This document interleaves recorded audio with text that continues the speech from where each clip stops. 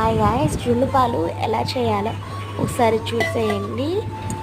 పాలు ఒక అర లీటర్ తీసుకోండి. దాంట్లోకి తగినంత బెల్లం తీసుకొని బాగా స్పూన్ పెట్టి కలిపండి. కలిపిన తర్వాత ఆ బెల్లం అంతా కరిగిపోవాలి.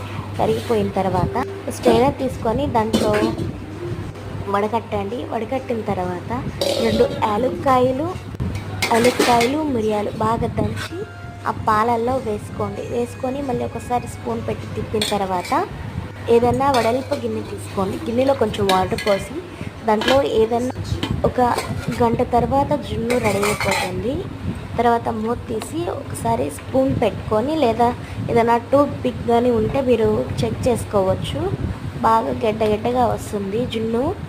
తర్వాత తీసి ఫ్రిడ్జ్లో పెట్టుకోండి. ఫ్రిడ్జ్లో పెట్టుకుంటే బాగా గడ్డగా ఫామ్ అవుతుంది.